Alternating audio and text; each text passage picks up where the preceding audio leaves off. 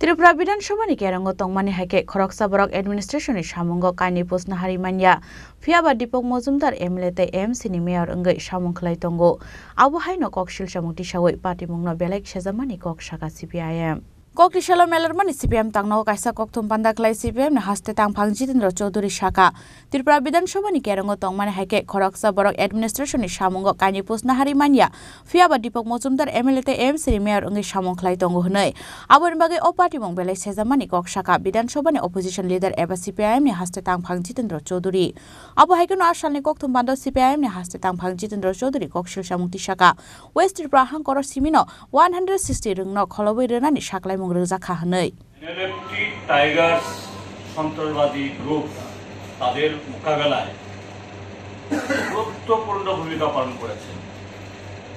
বামফ্রন্ট সরকারের সময়তে তাদের একটা ভালো অংশ যাদের বয়স বা এই মাপ যুগে টিকেছে, তারা পুলিশ বা অন্যান্য দপ্তরে তারা রেগুলার ঢুকেছেন।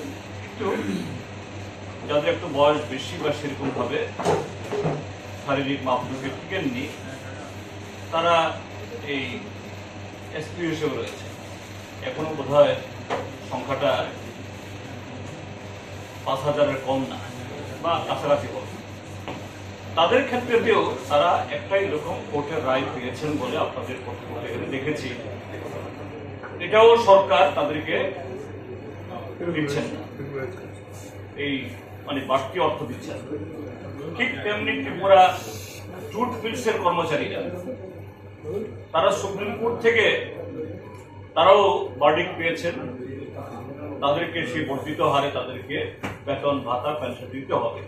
এই ক্ষেত্রটিও গভর্নমেন্ট নানাভাবে এগুলাকে প্রায় মানে না দিয়ে কিভাবে পাওয়া যায় ঠেকিয়ে রাখছে। সবগুলো মিলিয়ে আমাদের এই যে আগামী 30 তারিখ অবধি যে আমাদের আন্দোলন, এই সমস্ত বিষয়গুলো নিয়ে আমরা একটা দাবি সনদ তৈরি করে সরকারের কাছে আমরা রাখবো বা এই আওয়াজ আমরা তুলব।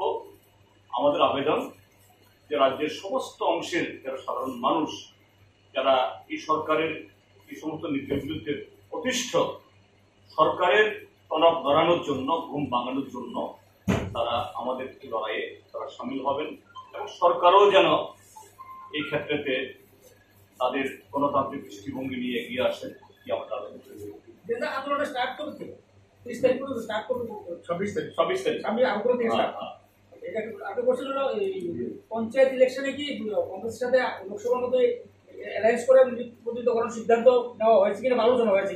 পঞ্চায়েত নির্বাচন যেহেতু এটা লোকাল বডি, একটা ত্রিপুরার যে প্রায় 600-র মতো গ্রাম পঞ্চায়েত, তারপর 38টা পঞ্চায়েত সমিতি, 8টা জেলা পরিষদ, এটা একটা ইন্ডিপেন্ডেন্ট।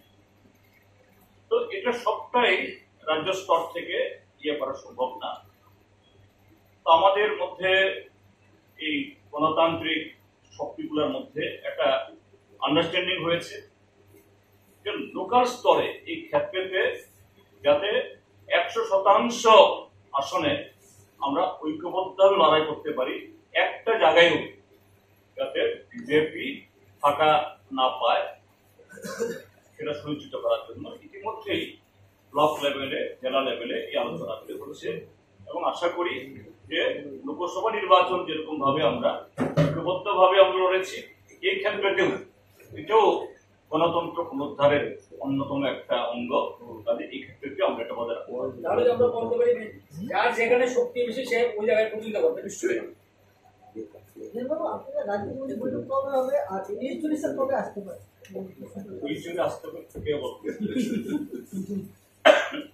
রাজ্য কমিটি মিটিং করবো আমরা। আমাদের যে লোকসভা নির্বাচন এবং বিধানসভার উপনির্বাচনের ফলাফলের একটা প্রাথমিক পর্যালোচনা রাজ্য লেভেলে আমরা ইতিমধ্যে আমরা করেছি এবং এর উপরে ভিত্তি করে অনেকগুলি কর্মসূচিও আমরা নিচ্ছি। এখন আমাদের পার্টি শুধু রাজ্যের ভিত্তিতেই তার এই পর্যালোচনা সীমাবদ্ধ রাখবে না, জাতীয় পর্যায়েও যেহেতু লোকসভা, তার পর্যালোচনা হবে আগামী 28, 29 এবং 30শে জুন ওইখান থেকে ফিরে এসে আমরা জাতীয় এবং রাজ্যের চূড়ান্ত পর্যালোচনা আমরা করব এবং এই জায়গাতে শুধু শাসক দলের তরফ থেকে গণতন্ত্র হত্যার চেষ্টা, হত্যা তো করেছি, চেষ্টা কেন, হত্যা তো করেইছি, তার মাত্রা এবং অবশ্যই এটা শুধু শাসক দলের বেপরোয়া গণতন্ত্র বিরোধী কার্যকলাপ বলবো না, আমরা সেলফ ক্রিটিক্যালি এটাও বলতে চাই যে আমাদেরও দুর্বলতা রয়েছে কোথাও কোথাও। এই দুর্বলতাগুলো কি, এগুলি চিহ্নিত করার মধ্য দিয়ে আগামী দিনে কর্মসূচি গ্রহণ করবো। আমরা সেখান থেকে ফিরেই যে জুলাইয়ের প্রথম সপ্তাহে করবো, যেটা কোনো ফিক্স হয়। আশালনি গকথুম বান্ড সিপিএম নি হাস্তে তাংফাং জিতনেরা চৌধুরী ন কারিব মানজাখা সিপিএম হাস্তে অজমা পবিত্র করতে গুবুন সিপিএম নি হাস্তে অজমা রক রাজখরা আগুলনি সিমি প্রণমনি গকথুম চিনি খরাং।